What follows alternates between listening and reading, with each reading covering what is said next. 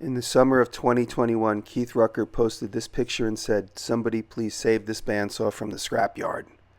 I stepped up, purchased it, and Keith kept it at his shop in Georgia and restored it over the last 3 years. And now here it is in my shop in East Durham, New York.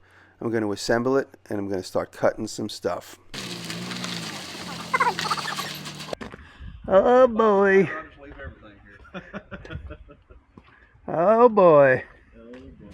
Wow. This is it. This is the giant bandsaw that Keith Rucker just restored in 40 videos.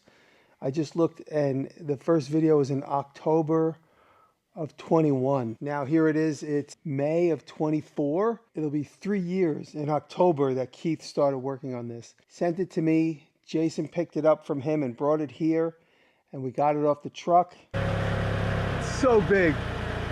It's so f***ing big. And here it is.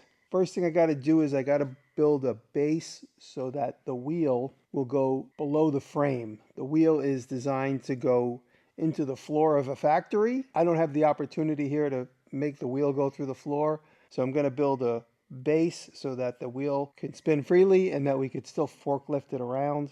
This thing is a beast. I cannot wait to run it. By the time this thing is all assembled and put together, it's going to be about 12 or 13 feet tall.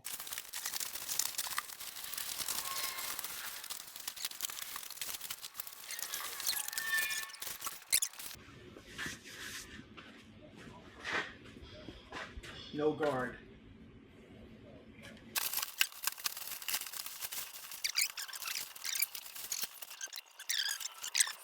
Alright, to make this work in my shop, I need to build a base. I went to the sawmill and I got 8-foot long 2x10s. I bought 8 of them, and I really did think I was going to have more than I needed.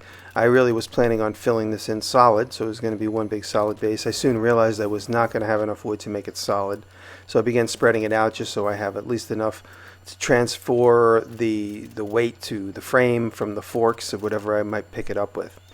And I kept going higher and higher. I ran out of wood, and I got it just high enough to be able to assemble it, but I also needed to use the 4x4s that Keith sent it out with.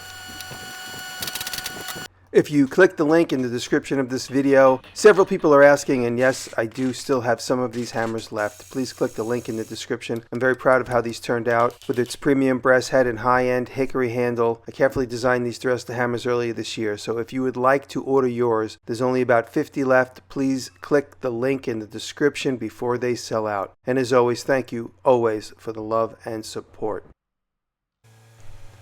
Okay, the forklift groans a little bit when I pick this up. This forklift is rated for 6,000 pounds, and this casting's probably 23, 24, 2,500 pounds, but it doesn't have everything on it yet, so I'm a little nervous that once I put everything on it, it's going to be a tad too heavy. And here you can see the 4x4s that Keith sent out the casting with. That's obviously so that I could fork it, he could fork it, whoever needed to take it up and on and off the truck. And I removed those 4x4s and I set it back down onto the original cribbing that I just made, trying to go for a clean look. And that was really what I was after, just trying to get a clean look. As I said earlier, I was planning on making that cribbing totally solid with a gap for a set of forks underneath it. And I bolted down. You see me throwing in some lags right there.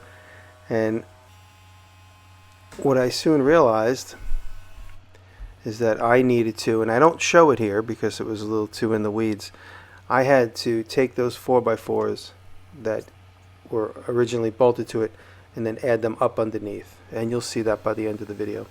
But now here is the big bottom wheel and the drive shaft and the pulley, and I have to be super careful. I don't want to pick it up by just the wheel itself, so I pick it up close to the hub, the center of the spokes. I know it's safe. And so from here, once I get it set down, I grab it with my antique crane hoist, and I'm able to pick it up by the shaft. And by picking it up by the shaft, I don't run the risk of damaging either the front or the back wheel. I could probably most likely pick it up by the wheel itself, but like I said, you just run the risk of potentially pulling or tugging on a spoke unnecessarily. And now Keith put down brand new Babbitt. I'm being very cautious not to damage or dent the babbitt. And everything got a little bit of rust in it from travel, because it did travel in the pouring rain. So I'm making sure that it's seated, oiling it up, and I'm rubbing it down with a light Scotch-Brite to get that surface rust off of there. And once I'm happy with it, I put the shims that Keith put in there back in place, and I put this big cast iron, the cap, back on.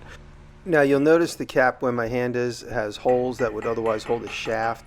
By the end of this video you won't see anything go into that, because what those holes were originally for was to run the belt. This would have been originally run off of a belt shaft drive somewhere in the factory. That would have been used to put the belt onto the idler pulley, which is the pulley that does nothing. It just keeps the drive shaft moving and the belt moving, and you would have tugged on it and it would pull the belt onto the drive shaft, and it would basically be an on-off switch for a system that never shuts down. And obviously we don't need that anymore, because we just have electric and we have an on-off switch, and that's all it needs. And now I get the cap back on using Eric's wrench. I'm able to put it back in place. Now I'm up on the ladder and I'm working on the upper shaft, and I just have to take off these two caps. One thing I never explicitly show in this video is me oiling it, but of course I did put oil in all the oil cups. Put like a 10W30, and the oil kind of goes through it a little quickly, so I do have to make sure I keep a lot of oil on hand. Those old sort of steam engine type oiler cans that you pump, and just pump each one of those reservoirs full every time I'm ready to go. Now here I pick the shaft up just by the side itself, because it doesn't have all that extra weight of that big giant shaft on it and that extra pulley. And if you notice, I'm trying to get close to it, and every time I even tap on the brakes the thing goes bananas. So I put a tether on it. That tether keeps it from wanting to swing into and bang. And now I just have to shoot the hole right there, and once I get it through the hole, I'm in position, and then I rest it, and then I get up on the ladder, and then I make sure everything goes right where it needs to go. And I have the camera on one of the forklift forks looking down at me, and I'm getting everything all chooched into place. It fit beautifully. Obviously Keith did a wonderful job machining all the surfaces that need to touch and need to spin together. And there I am removing the forklift. Thank God I have a forklift. I don't know what the hell I would have done if I didn't have a forklift. Now I'm just removing that strap. Having a good collection of straps in your shop is really important. And now the table. With all this weight on there, I don't know how much it weighs, but that table alone is probably 300 or 400 pounds. It just sits right in the pocket. You want to wipe this out at all? Yeah. There's definitely indents from the... That cast iron table, maybe it's 250 pounds, let's say. It has a little trunnion underneath it. It's one solid trunnion. It's just like a semicircle of a cylinder, and it pops right into that pocket at the top of the casting. And that's all it is. It has a stopper on one side so that it doesn't touch the wheel, which is an adjustable bolt, and nothing on the other side. And the table's just centered on there. So if you wanted to tilt it, everything's going to be balanced centered. It is very scary, but it works. Obviously works. You got an 8 by 8 inch area carrying that tabletop. It's like 4 by 5 feet. Crazy. It's just balanced in there. You know what? Okay. There's a little more weight on this side, maybe. And it's on the set screw here. Right. I'm just assuming that. Yeah. I have no idea what I'm talking about. But I just can't believe that it's like... Oh my god. Yeah, I can't even move it. That's not too bad. The notch where your hand is going to rest right on the rubber wheel. Yeah. On that side. It'll live on the wheel for a couple of minutes. Yeah. I found the hole right away. It went right into the threads. Mm-hmm. That's the one thing about these antique machines, is that the threads are like always loose enough to just jump right in. I'm in already. Let me get Eric's wrench. Oh my god. Every piece from the other pallet just keeps adding more and more weight to it. Mm-hmm. I'm afraid this thing is not going to be able to be picked up. Right, got the belt. Should we make a belt guard? What do you think? No. Doesn't matter, right? We don't need safety equipment where we're going. And maybe you can teach me a thing or two here. Want how to get that closed up? What do we do? I don't know. Huh? What do we do? I think you just do it and then we roll it on. Oh, okay. That's it. Yeah, so we'll tension it. So you put it together there. Mm-hmm. Fiberglass I guess pin. that's the, yeah.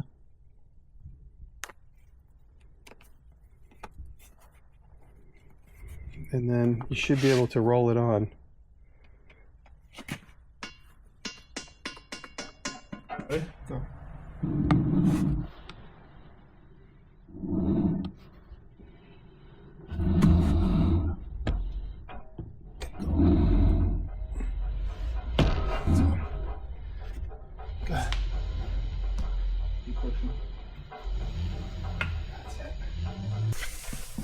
That's it, we're on. You want to try and plug it in now? I just want to jump in here and point out this is the amp unit from American Rotary. It takes single phase 50 amp and turns it into 3-phase, and that's what that machine is for. We need 3-phase to run this bandsaw, and that's how we'll get it from this amp unit. Okay, this is the amp unit. All the wider. Got power on the VFD.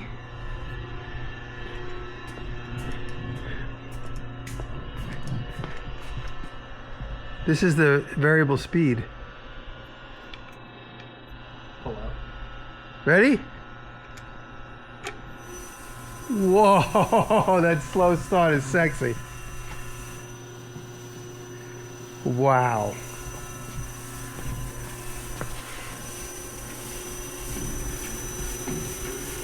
Whoa. Holy shit, Keith, this is great.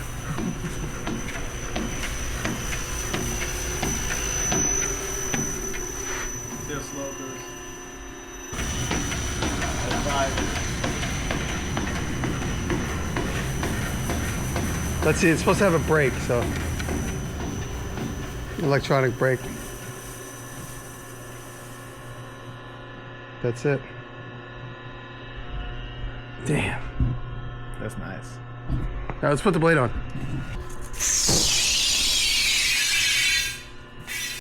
Now my 3-foot bandsaws take about an 18-foot long blade. This must be about a 24-foot long blade. I haven't measured it. I'm sure Keith mentions how long it is in one of his videos. I don't remember. I'm going to get a 1 to 1 1/4 inch deep with carbide teeth on it. I'm going to get a custom blade made so that I could use this for resawing. Essentially use it as like a sawmill when I really need for it. And I'm adjusting the guides. It looks like Keith just put brand new guides on it. And if he mentions that in one of his videos, I missed that too. I watched them all, but I can't remember. And they look like they're brand new. They look new old stock. And if he did a good job cleaning them up, he did a fantastic job. Now that handle there that I'm playing with the red end there, that is to create the tracking. It tilts that wheel forward and backwards so you can land the blade right on the crown. See how the counterweight feels. Just feel if the blade gets loose. Just grab the wheel. Just pull tension on it. Just pull on it. Does that feel lighter? Oh, yeah. Okay, so this tension is working. I want to make sure the counterweight is actually doing what it's supposed to. So you felt that get lighter once it... Yeah, 100%. All right, cool. All right, so let me adjust this.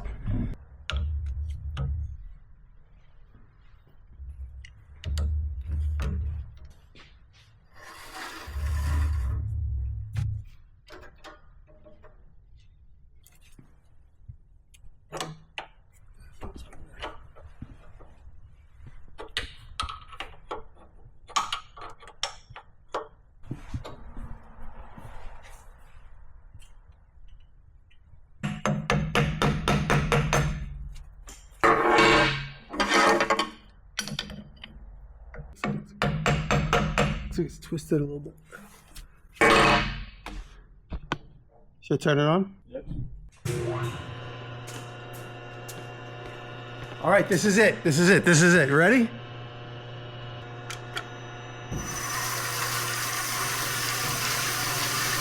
The tracking?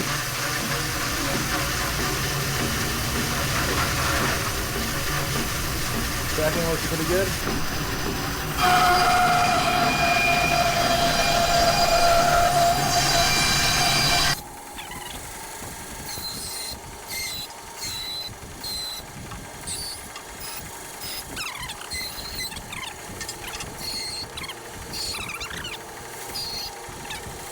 It's so funny. Is that on Instagram or you just recorded that? I just recorded it. Rob and I were having a laugh because I look like a little kid standing at the table. You got to remember it's sticking up in the air about 14 inches, so this would be really low almost. It would almost be at my waist. It might even be too low if it was where it was really meant to be. I like having the table up high right near my eyes because I can't see anything anymore. The blade works really well. The saw works really well when the blade is really fast. And I turn the speed up, but it creates like a wind tunnel. And you just got to keep your hands away from the moving parts and you'll be safe. And that counterweight's made by Clark Esterling at Windy Hill Foundry. And the sticker on there is made by Ryan Sellers. I'll put both of their Instagrams down below. This is just such a beautiful machine. And there is really the first creation I made on it. The first few cuts was just testing the blade speed. And man, this machine is just so beautiful. I'm so proud to own this thing.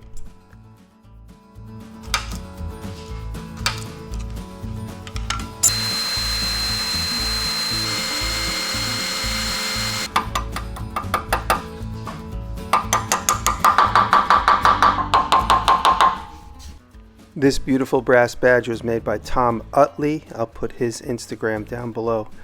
Check him out, he makes beautiful stuff. And now this is the first test to move it. I want to pull it back. I'm able to move it with the pallet jack fairly easily. We all pushed and pulled on it, but it was a little bit easier than we all thought. Pallet jack can pick up about 5,000 pounds. Now I'm just having some fun. I'm just sending a thank you note to Keith. I'm cutting out the word thank you out of this 2-inch sawmill wood. I think this is pine, or it might be hemlock. And I'm just having some fun, and like anything, you just got to be careful you don't pull the blade off. That's really one of the most important things to remember when you're bandsawing. Don't pull the blade off when you're coming back out. Come out slow and be patient. Thank you, Keith. I am so honored to have this machine in my shop. I'm really going to take good care of it. It really is a museum piece. It's like a real testament to the American Industrial Revolution. It's just so incredible. And I just can't thank Keith enough. Go give him a follow. Go check out the series to see all the intimate details on this saw. Hopefully he gets another boost from this video. You can go check out all the other great stuff that Keith does. You can follow me on Patreon for exclusive content. I post several times a week. And you could also go grab one of those hammers. We still have a few left. And I just wanted to say thank you all very much. I appreciate each and every one of you. Thank you.